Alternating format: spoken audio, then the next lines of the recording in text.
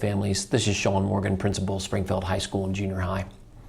I know you've been anxiously awaiting some information as it relates to the high school building and how we'll handle safety protocols. I want to say thank you for your patience.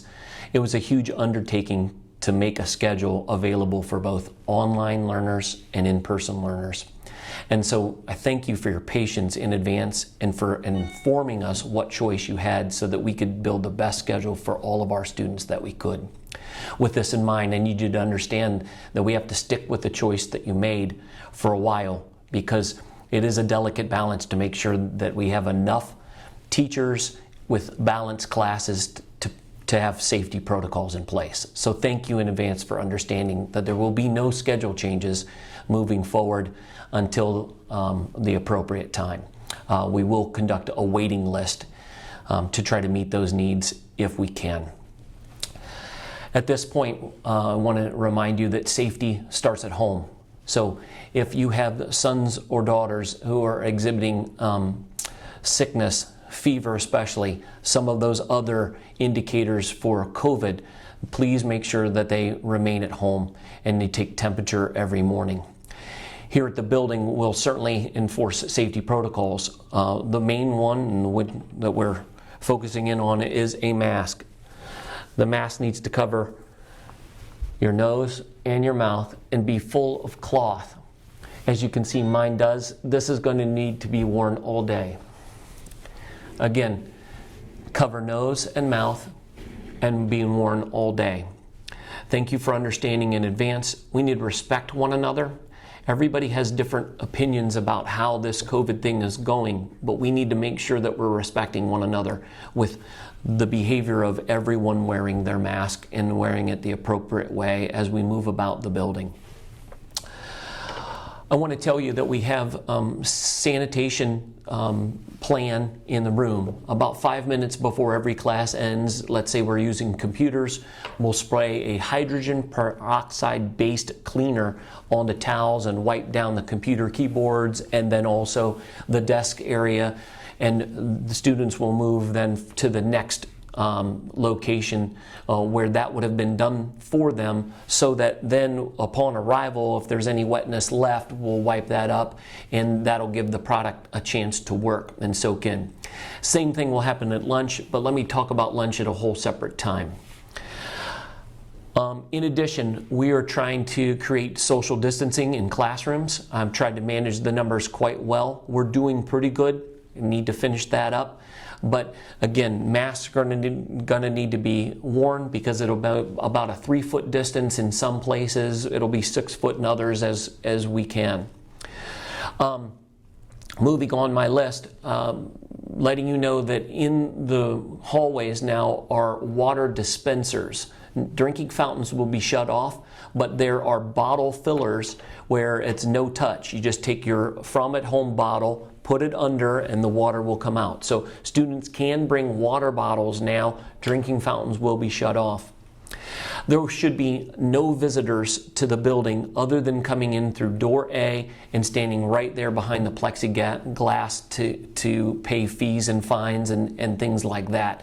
But there really shouldn't be any visitors in our building at all. Thank you for understanding in advance, and I know that's tough to hear, but we're trying to keep people safe. We're going to handle lockers in a different way. Let me talk about that in a minute when I get to some events coming up. We are going to have traffic patterns. It'll be one side of the hallway, the right-hand side will be, right-hand flow of traffic, and then the other direction would be the other. And we'll also do one-way stairwells except for the main staircase. So if you can imagine right now, the farthest staircases in the junior high hall and the high school hall are down steps. There's an up step in the middle of the high school hallway, and then in the main staircase there's an up side and a down side, and we'll also treat both upper and lower as roundabouts, and you'll see that pattern when you get here. It's tough to imagine on camera just looking at me, but we'll try to show you that as well. In addition, we're going to operate the cafeteria like this. We are going to have, you know what, let me pause for a moment. Let me talk schedule in a minute. What we've decided to do in cooperation with our staff is we're going to go to a block schedule, and it'll work like this. On Spartan Red Day, we'll have classes 1, 3, 5, and 7. This will create a larger learning time for everyone and less change of class throughout the day on those days. And on Tuesdays and Thursdays, we'll have Spartan Gray schedule, which would be periods 2, 4, 6, and 8. And then let's say that we have, well, let's use the first week of school, for example. If school starts on a Tuesday, which it does, September 8th, we would start on a gray schedule, which is 2, 4, 6, and 8. And then Wednesday would be red, Thursday would be gray, and then Friday will be the day that is missed on a 4-day week, so that will be a red, and we'll do periods 1, 3, 5, and 7. Now, if there's a 5-day week, right now, in theory, we are going to have a Spartan red and gray schedule, which will go through 8 periods. That one has a little kink in it I still have to work out. And this is a good time to say this. The year will not go extremely smooth at all junctures. We have to be ready to pivot and go a different direction. In any amount of understanding and grace you can extend to us, please do so, because when we see a problem in the building, we may have to adjust a rule or a procedure or things that we just said because it isn't making sense or it didn't work the way we thought it would. So please note that we're going to keep an eye on things to make sure they're working well. So back to the schedule. So I will produce a graphic, and hopefully I can interrupt my video and still talk over it where you can see the schedule so that you can see the periods and what we're talking about. Now, this brings me to lunch. So lunch would be 5th period on the red day, and it will be 6th period on the gray day. And what we're going to do is we're going to have 4 different lunch periods. There is no overlap anymore with junior high and high school and at the same time. It's just going to be based on sheer numbers. And I think I can fit everybody into 4 lunches accurately spaced out. If you can imagine our circular tables, there will only be 4 people at a circle table. And on our rectangular tables, they will be in a triangular pattern, 2 on one side and 1 in the middle on the other side. And then the other rectangle would just be the opposite. So 6 people would fit at a long table. And so people will be spaced out at lunch. And so we'll have even blocks throughout the day with an extra half an hour for lunch in periods 5 and 6. Now, you want to know about cleaning during the cafeteria. I will have a team of people to clean the cafeteria 5 minutes prior to the kids leaving. I'm going to have them scoot back, and we're actually going to clean the table before they leave. When they leave, then we'll have all of the chairs then wiped. Tables get wiped first, chairs get wiped second. That group leaves, new group comes. By the time they get there, and I'm thinking it'll take about 8 minutes total for the process, that'll give a little bit of dry time for the next group to come in. This is how we plan to handle lunch. And if it doesn't work, we'll fix it so that it does. Moving on, right now the clinic has changed locations. So this is something you need to understand. The clinic is down now past the cafeteria where the community room was. And half of it will be the well side, and half of it will be the I'm not feeling well side. So if someone has some symptoms, you would go then and stop at door Q, and they can come out that side door so they don't have to come by. But we are going to need parents to come and pick up people who are sick as the nurse deems necessary. So please note that that's not what we want to do, but for the safety of all, leaning on our medical professional to make those decisions based on what she assesses in front of her. Thank you for your understanding in advance there. Let's talk about getting ready for September 8th. Here's the plan. For remote learners, we would like to coordinate a drive-by pickup of materials on September 1st. Not sure of the details yet. I think I might use the My Conference Time app, send out an email so that you can sign up for a time to pick things up. We'll try to do windows.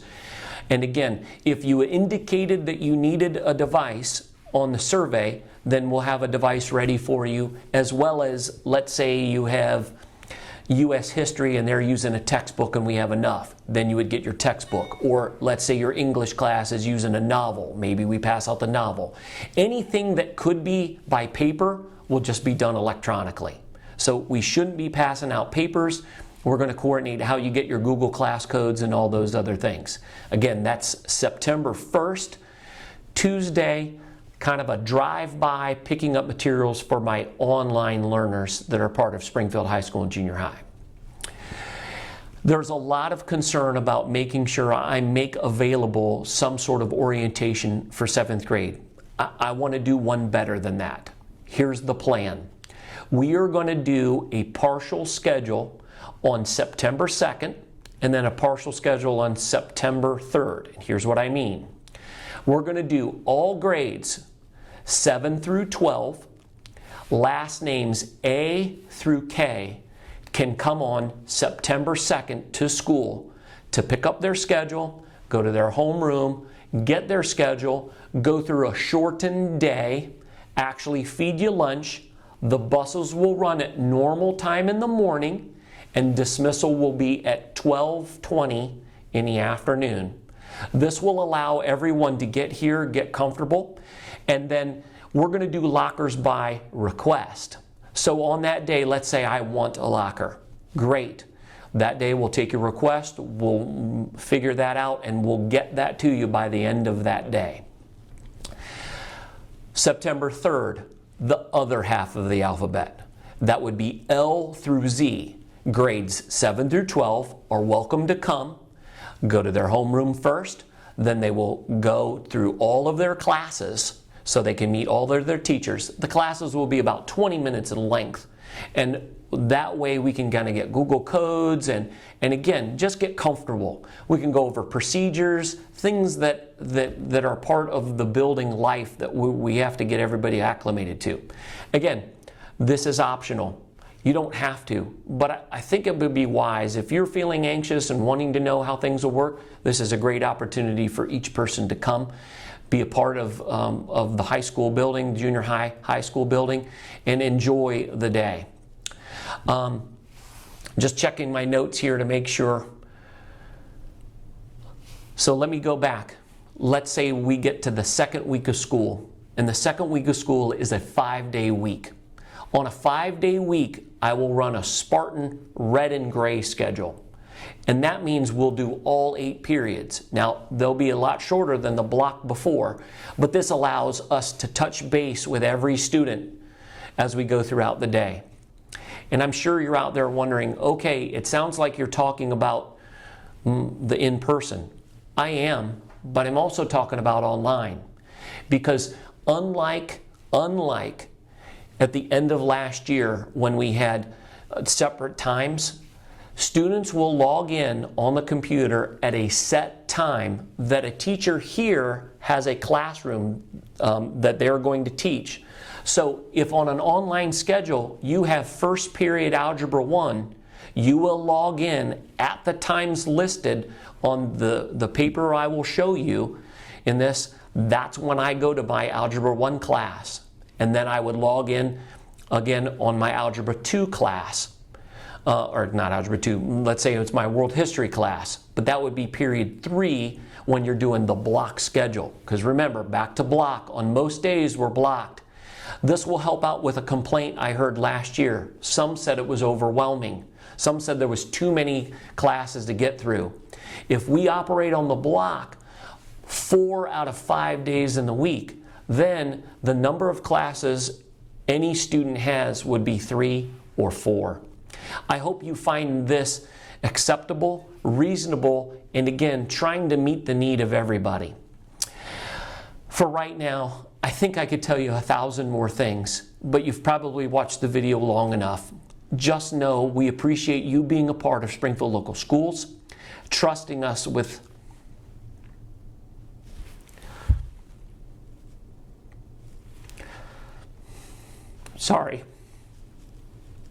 your most valuable possession, your kids.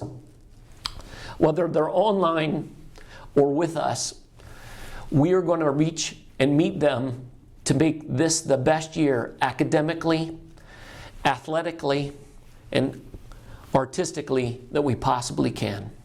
Thank you so much for being a part of Springfield.